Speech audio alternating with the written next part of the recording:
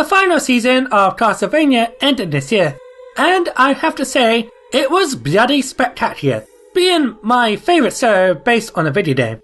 And since it's the Halloween month, I decided to revisit a classic game in the Castlevania series. In fact, I decided to visit two Castlevania titles. The first being Castlevania Rondo of Blood and Castlevania Vampire's Kiss, or as everyone besides the Europeans call it, Dracula X. Firstly, let's talk about Rondo of Blood. Rondo of Blood was originally a Japanese exclusive back in 1993 for the PC Engine Super CD-ROM add-on. It was praised as a great title back in the day, however it never left overseas until the re-releases around 2007 as the PC Engine, or known in the West as the TurboGrafx-16, failed to get attention in the Western world due to the high popularity of the Super Nintendo and Sega Mega Drive. It was popular in Japan though. Rondo of Blood was remade for the PSP, titled the Dracula X Chronicles, back in 2007, that came with the original version. However, I will only be reviewing the original game, which I played on the Requiem collection for the PlayStation 4. Symphony of the Night is considered as one of, if not the best game in the series, and the most well-known one. But did you know that Symphony is a continuation of Rondo? You might have been aware since you reenact the final scene of Rondo in Symphony. Set in 1792, a dark priest named Saft resurrected Count Dracula by commanding a group of followers that sacrificed a young maiden. You play as Victor Belmont, who was a descendant of a young line of vampire hunters known as the Belmont Clan, who sees his home village raided by the Dark Forces. A couple of maidens, as well as his girlfriend Annette, are abducted, presumably to be brides for the Count. Victor then sets out on a quest to save the girls and defeat Saft and Dracula. Before this title, there wasn't much in terms of story, besides killing Dracula, and while the plot here is simple, the characters and plot are in the forefront, thanks to the PC Engine's ability to create animated and voiced cutscenes. Unlike Simon's adventures on the NES and Super Nintendo, we get to see a higher and personal stake for the main character, as the possibility of using the girls as well as his love interest Annette. In the PSP remake, we even see the consequences if Victor doesn't save his love, as Annette will transform into a vampire that he must defeat. In the original, the ending just slightly changes. Rescuing the girls isn't just part of the narrative, but is also implemented through the gameplay, as you need to find them throughout the stages and is required for 100% completion. It takes some ideas from Castlevania 3, Dracula's Curse, with the alternative stages, but instead of the choice of choosing your next stage, the player has to actively search for the alternate routes, making each playthrough feel different. Unlike Symphony of the Night and the majority of the Castlevania games afterwards, Rondo of Blood plays more aligned with the classic 2D platformers as you whip your way through multiple stages. There are 4 dells to save, each hidden throughout the stages. One of them is even playable once you find her in stage 2. No, they were originally meant to be more playable characters. There are 4 alternative stages to discover, and finding the majority of them can be fun. I like the one in stage 4 where you blew up a wall by finding a large bomb that leads to a new passage. You need to get to the alternative stages if you want to find 2 of the girls. Fortunately, you don't need to do this in one go, thanks to the level selection and save feature. So if you are missing something or want to go back to look for the other route, you can go back to any level you previously beat. Similar to his ancestors, Victor wields the legendary Vampire Killer, but unlike his ancestors that need to level up their whip, Victor's stays fully powered up, which is nice. It was a bit of a pet peeve of mine in those older games. Unfortunately, he cannot whip in multiple directions, unlike in Super Castlevania 4, but this Belmont has got a few tricks up his sleeve. He's not as free-moving as Simon in Castlevania 4, but he controls just fine, and I feel that the level design and enemy placement isn't as annoying as games like Castlevania 3, since there are far less bottomless pits that can kill you, though there are still a couple of instances of them. He can backflip, which is good, to quickly dodge or jump over enemies, and he can jump on and off of stairs with no issue, which back in the NES games was a bane for most players. It's not a big thing, but I like how Victor can attack while walking backwards by holding the attack button. It's better than just jumping back into position. Sub-weapons make a return, with my personal favourites being the Bible and the cross, but new to this game is the item craft ability. Depending on the sub-weapon you carry, a powerful attack will be unleashed at the cost of a lot of hearts, aka your ammo, which I find to be useful against bosses. My favourite one is Hydrostorm, which summons a rain of holy water that covers the entire screen and does constant damage to enemies. If you don't have a sub-weapon equipped, then Victor will just unleash a powerful flame whip. While you are fine just using a whip, I think some of the later levels, like the clock tower, are designed with the sub-weapons in mind. In the first clock tower level, you're running from a collapsing bridge with giant bats chasing after you, and using only the whip is difficult. But if you have the cross or the axe, then it's perfectly fine, and the recommended sub-weapon is always snare before the obstacle, so you don't need to worry about having the wrong weapon. If you accidentally pick up a sub-weapon you don't want, then you can always pick up the weapon you previously had behind you that stays on the screen for a few moments, which is nice. While you have to play a bit slow and methodical with Victor, Maria is a lot more energetic and carefree, as he can attack twice as fast without much Enyad, can move twice as fast, has 2 forms of slide abilities, and can double jump, which can be used to skip areas of a level entirely. She also has her own sub-weapons, with the majority of them being based on the Chinese Zodiac. Her only downside is that she cannot take a beating. If you are having a hard time with Victor, then you can switch out to Maria, and thanks to the level and save feature, you aren't committed to playing as just one character in a playthrough. I personally like doing 2 separate playthroughs for both, but it's nice to have the option. Playing as Maria feels like a different experience. You could say she's the unofficial easy mode. She even gets a different ending too, being more comical and goofy.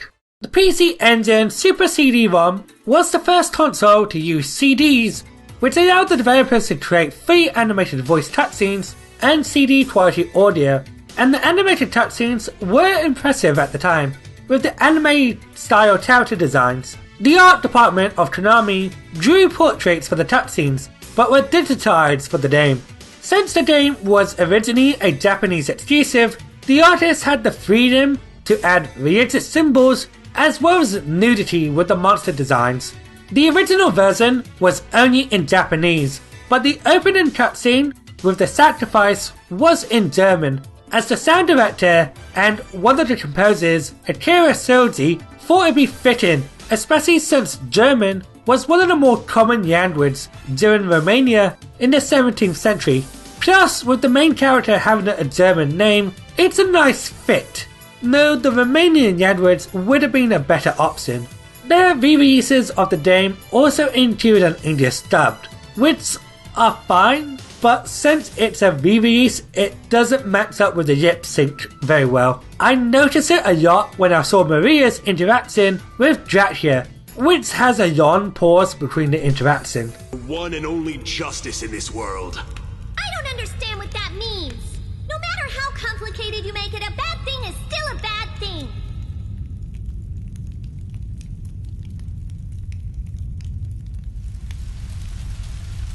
So long as greedy humans exist, I shall be reborn. That's all you need to remember. The in-game backgrounds have nice looking effects, especially the opening stage with the fire effects in the burning village, as well as the ghost ship level that moves up and down, mimicking ships at sea. The character and enemy sprites are greatly detailed too, thanks to the number of palettes the system to have on screen. Some of the enemy sprites were even reused for Symphony of the Night.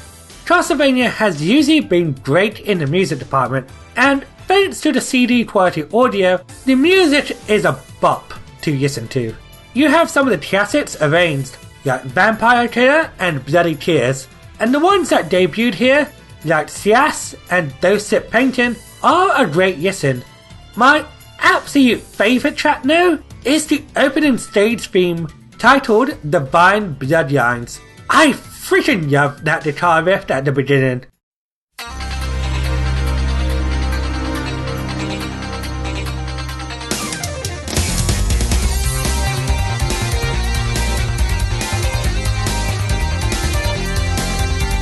I would say my only criticism with the music is some of the tracks don't loop properly, so you would be waiting for a few seconds till the song starts playing again. Out of all the platformer Castlevania games, this is easily my favourite. While it's challenging, it's probably the easiest out of all of them, with the least amount of bottomless pits and a fair level design. If you enjoyed Bloodstained, Curse of the Moon 1 and 2, and want to play more old school platformer Castlevania games, then I highly suggest starting with either this one or Super Castlevania 4. If you have a PSP, then I suggest getting the Dracula X Chronicles that includes the original, the remake, and Symphony of the Night. But if you just want to play it on the TV, then there is the Requiem collection, which includes both Rondo of Blood and Symphony. While we had to wait since 2007 to play Rondo of Blood, Victor did star in another Castlevania game that did come out worldwide, titled Castlevania Vampire's Kiss, also known as Dracula X. It was released in 1995 in Japan and the US, and in 1996 in Europe, on the Super Nintendo, and is more of a reimagining than a straight up remake or port. The plot is pretty much the same, but changes some things.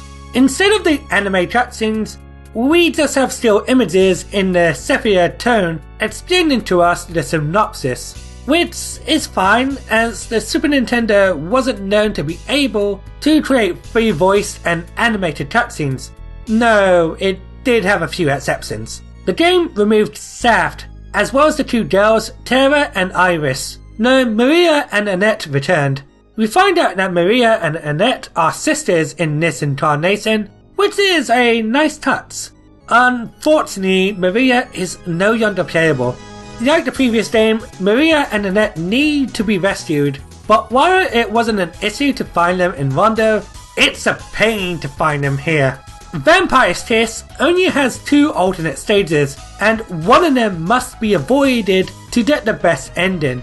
In stage 3, you must jump over a row of pillars that contain a bunch of skeleton heads and Medusa heads, and if you accidentally fall down into a pit, it will lead you to alternate stage 4, which leads you to the worst ending. This bit can be annoying to pass through, especially with the non-stop Medusa heads, so if you make one tiny mistake, you are automatically blocked from getting the best ending. You also have to keep a key that you had in stage 3 and carry it with you all the way in the middle of stage 4 to open the door to free Maria. The key counts as a sub-weapon, so that means you only have to rely on your whip to get through both stages, and if you die once, you use your key, which means you would have to reset your game and put in the password for the previous level. Thankfully, I was playing this on the Castlevania Advanced collection on the Switch, so I could just use a save state, but if I was playing this on the original hardware, I would have been so mad. The best ending doesn't add much besides new pictures and lines of text, so it isn't worth going after. However, this isn't the biggest issue I have with the game. I didn't feel much difference between this Victor and the Rondo version, as he feels fine to control and keeps the majority of his abilities intact. No, some of the item classes have changed. My gripes with Vampire's Kiss are the level design and enemy placement. Flying enemies like the Medusa heads, crows and bats are a staple part in these games, but I feel they are at their worst here, as they respawn like crazy and always appear in the most platform heavy sections, especially near bottomless pits, which are flooded in this game. The flying enemies aren't even the worst enemies, and that goes to the spearmen, which are usually blocking the stairs, giving you a high chance of getting hit, just to get past. The fight against Dracula is one of the worst final bosses I've ever experienced.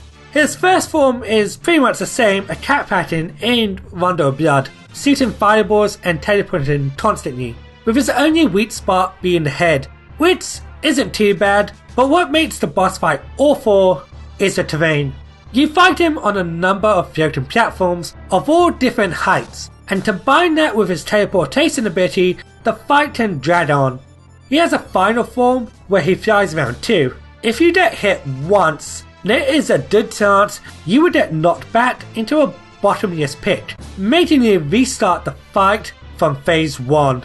I spent at least 30 minutes alone fighting Dracula, which took most of my time while recording footage for this game. Vampire's Kiss does have some good things about it. While the soundtrack is compressed due to the Super Nintendo's limitations, it's still a great soundtrack, with many of them returning from Rondo. The detailed character sprites are stripped straight out of Rondo, and the opening stage comes in strong with the fire effects. But some of the environments get too bright that clashes with the sprites. While Rondo of Blood is an easy recommendation, I cannot say the same for Vampire's Kiss, especially the original Super Nintendo cartridge, which is hella expensive. You may have some enjoyment if you enjoy the NES titles, but for everyone else, I cannot really recommend it. If you have the Advanced collection, maybe at least give it a shot to see if you enjoy it. I hope you enjoyed watching this video, and happy Halloween!